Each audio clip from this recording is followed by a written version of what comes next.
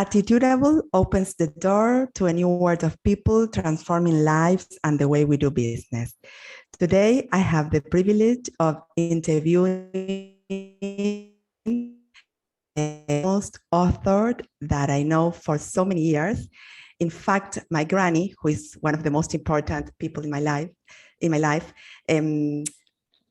gave his first book as a gift after I had my second child. So for me, it's very important, and it's an honor to have with me today, Carl Honoré. Welcome to Attitudable Podcast, Carl. Thank you very much. It's a pleasure for me and an honor as well. Thank you. Well, as I told you, as you may know, Carl has many books, and his first book was published in 2004, right? Am I right? You are, yeah. A very long time ago.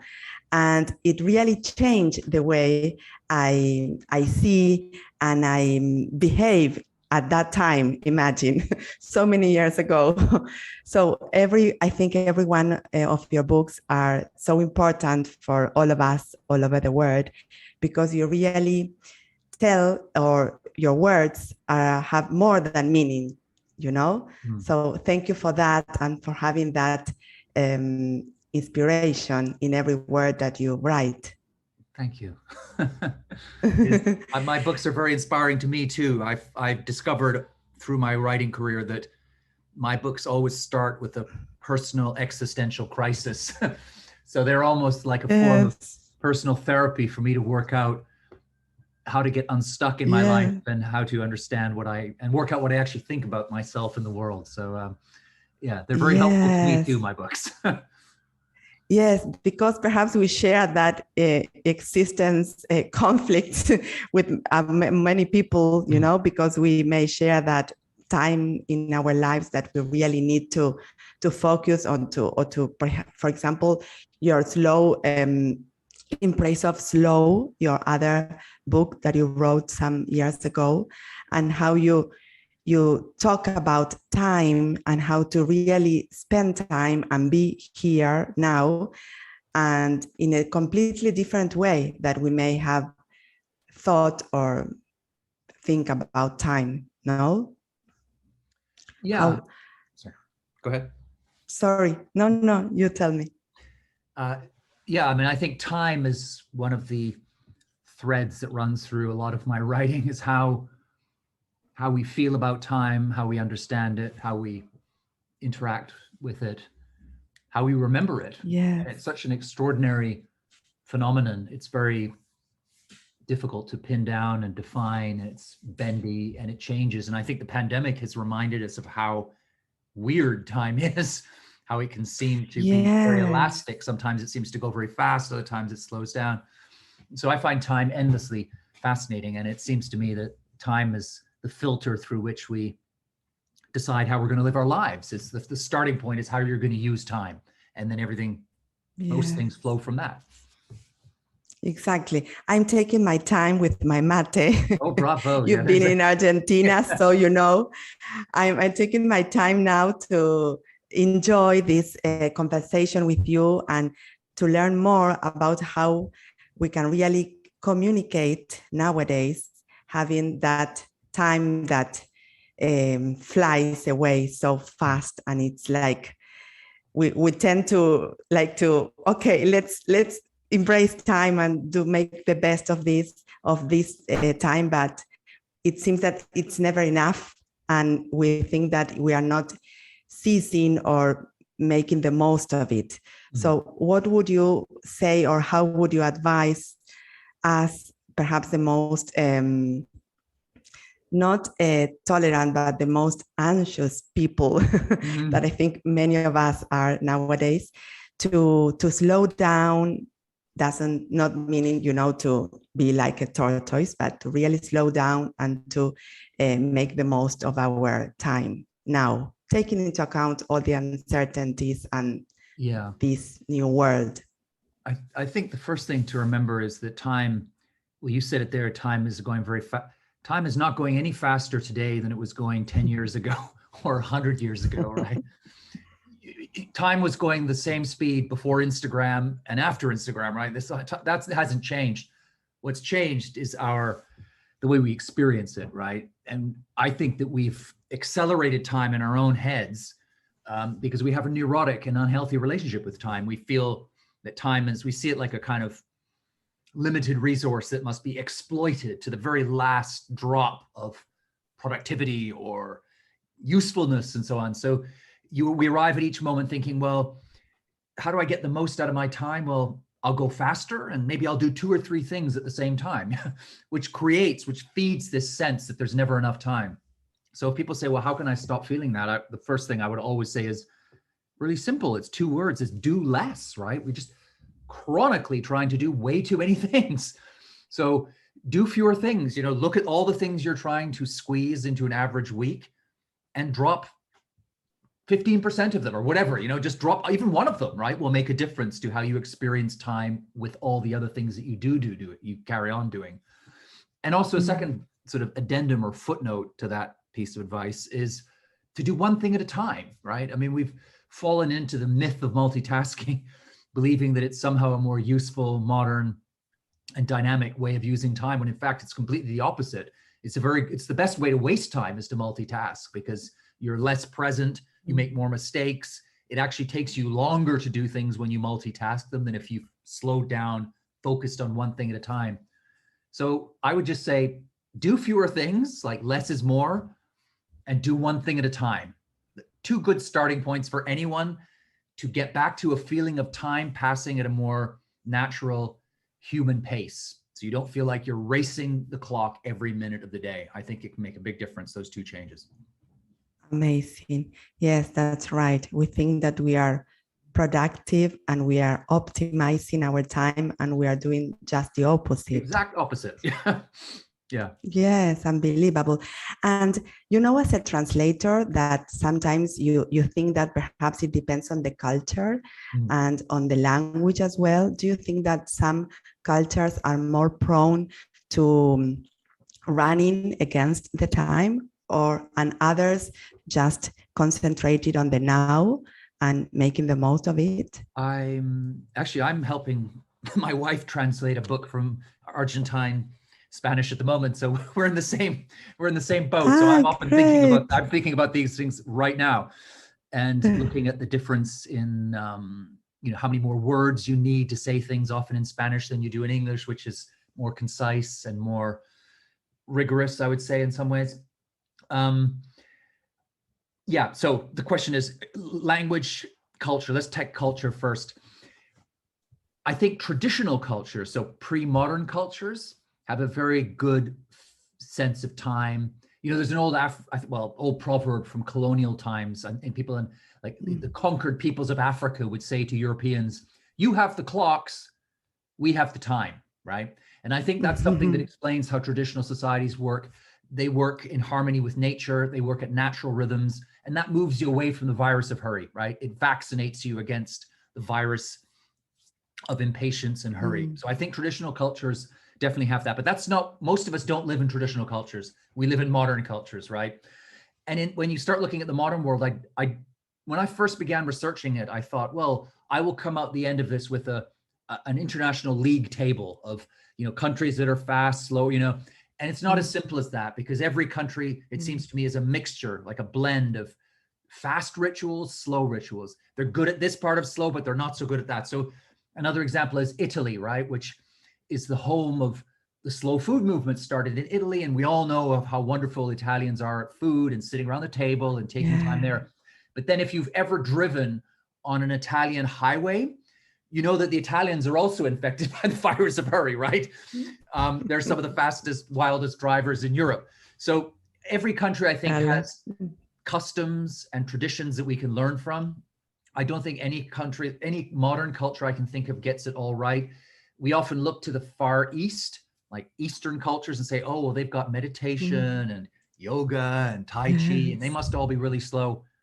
You go to China now, and it is the opposite of slow, right?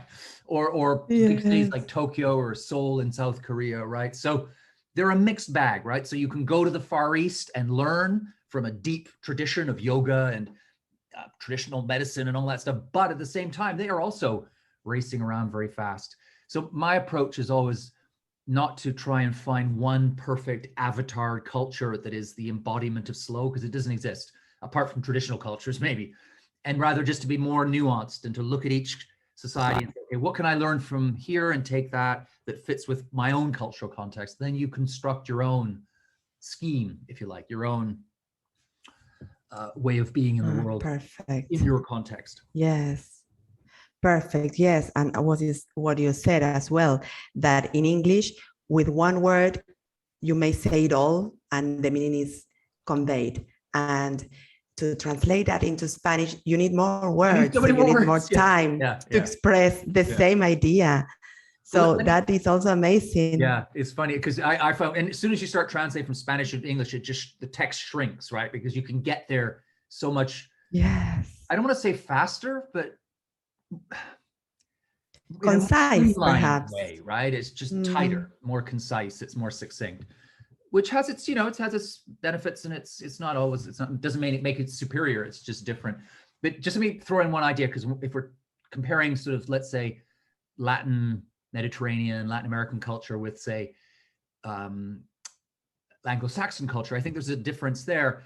In Anglo-Saxon cultures, especially English-speaking ones, right, in the north, we tend to be more individualistic. The family plays less of a role in people's lives. And I think that's one of the kind of drivers of slow is the family, right? It operates like a brake, because the family consists of human relationships, which you can never accelerate, right? They just take time. And in Latin countries, generally speaking, I'm generalizing, of course, but the family is more central in people's daily lives, just lives in general. And I think that helps create a kind of slowness, right? It like a buffer or a cushion against all of this pressure to go fast. In an individualist society like Anglo-Saxon, you have fewer things. You don't have the family slowing you down. You're just whizzing through more easily, accelerating, where there's less. It's like a meteor going through space. There's less gravity. There's less atmosphere to hold you back. And I think the family can be a really useful anchor for people. And it's something that I think in the Anglo-Saxon cultures that we've kind of lost in many ways. Not entirely, of course. Family's important to us too, obviously. Yes. But not quite in the same way, I don't think, as much. Yes, that's weird. I agree with you. And I don't know why, no? Because we are perhaps here more immigrants from Italy, from Spain, South America, and mainly in Argentina. So perhaps they brought that tradition or that culture of gathering, of Sunday middays, having lunch all together, despite whatever, craziness you have in your own life, you have to be there. And it's that time, as you said, that's the anchor that gives you the energy perhaps to face the new week or your new challenges. Yeah, I agree. It helps a lot. It's important to defend that and in fact, let's be honest, what's really important, if you think nobody lies on their deathbed and looks back and thinks, I wish I'd spent more time on Instagram or at work, right? Or shopping. What we look back and remember are those long lunches with our family on Sunday, or whatever day, we remember going for a walk with our children or reading bedtime. We remember those small, simple, slow moments with the people who matter to us. And the family is such a good way of keeping us focused on what really matters. It could, of course, be very frustrating. I mean, sometimes families are a total nightmare, right? We all know that. Yes, it's part of the rich tapestry of human life, right? Is not everything is the Kodak moment. Not everything is beautifully smooth and happy and looks good on Instagram, right? I mean, it's messy. Life is got frayed and people get angry in their arguments, but that's part of what gives life texture and color and meaning, and it's part of what brings us together. And it's definitely what we look back on and miss when we do have no more time. That's the stuff we miss, right? And yet now we're putting our time into. It's not those things, right? It's all the other stuff. It's media, it's shopping, work that we don't even find that interesting often, right? So it's about yes, I agree. And all your books and even your latest book, Bolder, that you talk about also time and how we live our own time in life, let's say the passing of time, how we age, and we face that with positivism. I also the memories and the let's say how our, for example, in my case, my children will remember my time with them throughout their lives. For example, when you talk, you have many famous conferences and your TED Talks about when you talk, when you were telling the stories to your children. And I used to do that as well.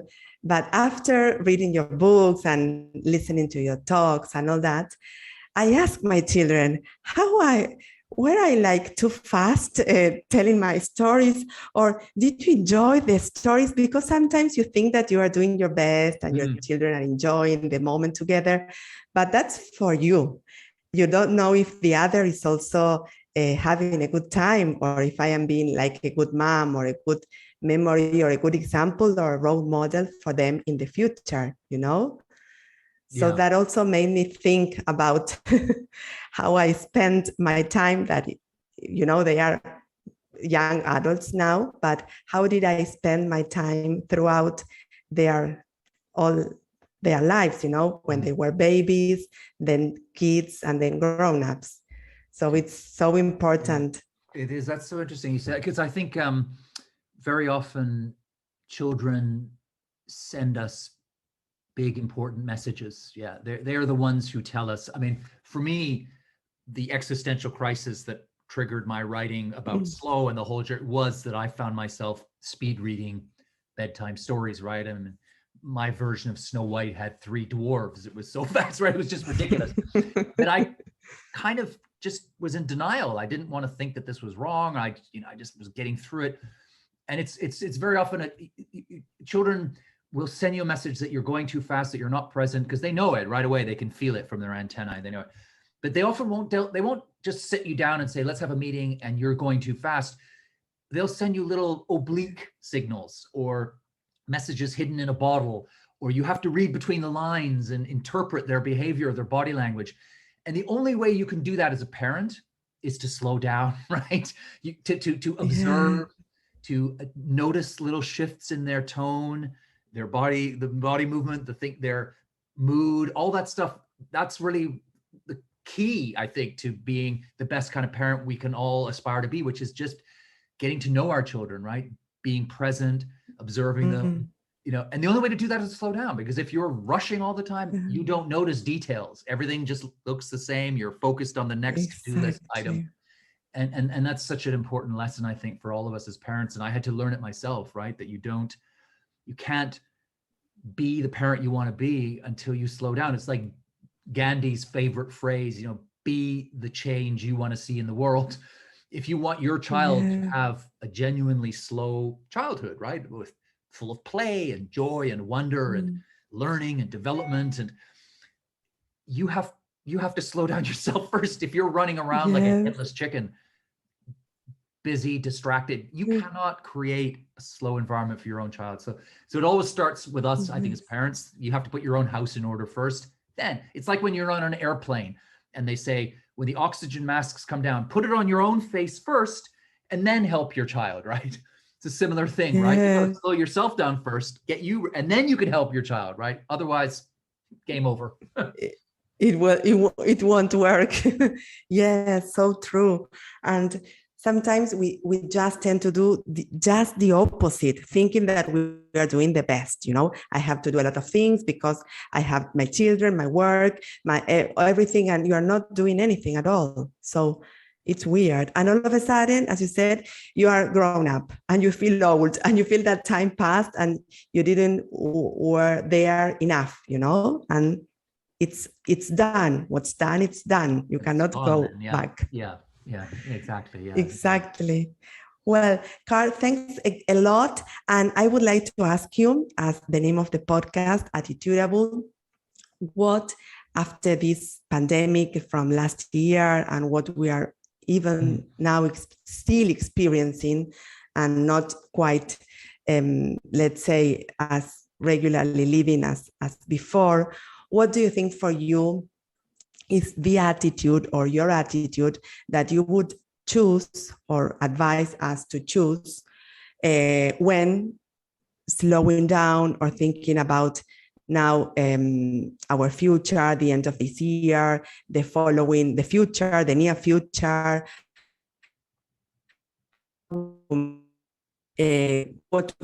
What would be your advice for us as the famous author and expert on this subject that you are? Well, if I had to choose one thing, and I would underline this as a lesson from the pandemic, and this is a kind of attitude, is the power of reflection, right? So a fast culture is based on reaction. A slow culture is based on reflection. And you need both. You need to react sometimes quickly, but you need deep, slow thinking, right? To connect with yourself, to see the big picture, to think long term, to connect the dots and so on. And I think what the pandemic did was that it was like a global workshop in slowness. It just slowed the whole world down and stopped it in many ways. And and of course the pandemic is a nightmare for everybody in lots of different manners, but I think for a lot of people it was a time to stop, right? Just stop running around and to think, to be alone with themselves, to be alone with their thoughts, and to do some reflection. And it's very interesting to see how many people are coming out of the pandemic now around the world, having done this slow homework, if you like, this existential metaphysical homework, stopping, thinking for the first time, maybe in years, thinking deeply about their lives and thinking about what's really important to them. They're coming out of the pandemic and saying, you know what I had before wasn't really right for me, you know? And so they're changing jobs or moving to a different city or country, or leaving the city to go to the countryside, or going from the countryside, or ending a bad relationship, or starting to do a new art form, whatever it is, right? I think it's been a real time for deep reset, like a reboot. And that always starts with reflection. So that would be my advice, is whatever circumstances you find yourself in, always try to carve out moments where you can just stop, be quiet and still, and let your mind wander to those big questions. Who am I? What is my purpose here? Am I living the right life for me, right? The questions that we never have time for or bandwidth for when we're racing through our very busy schedules. So carve out that time. Think of it as like, it was pandemic time then, you know, think of it now as just slow time. When you stop and say, okay, time to confront myself and the big questions. And I think that will help you forge the right path in your future. Amazing. Yes, thank you, Carl. I agree. And I will suggest everyone to follow you. You have your own, where we can find your books. Are they on your website? I've got one website, super easy. It's Carl Honoré, my name, carlhonoré.info. So everything is there. Books, exactly, videos, everything. Courses. Yeah. Everything. And you will keep on writing and giving us more advices and ideas in the future, for sure? I suspect I will. I'm finishing up my first children's book at the moment, which I was asked to write, which is exciting. So that's going to be about slow travel. So I'm writing my. Sorry, what's the name? I didn't hear you. The theme, the subject is slow travel. So it's about traveling the world with a slow mindset. So that should be coming. That'll be coming out in 2022. So I'm very excited about that. Never written a children's book before. Congratulations. Read lots of them, but never written one. So I'm looking forward. Well, it's a new field that's opening. Yeah. For you. Amazing. Congratulations. Thank you for all your work, for all your words, and for keeping on inspiring us to really focus on what's important and slowing down and enjoying at the same time our lives. Thank you very much. It's been a pleasure. Thank you, Carl. Thank you. Great, Carl.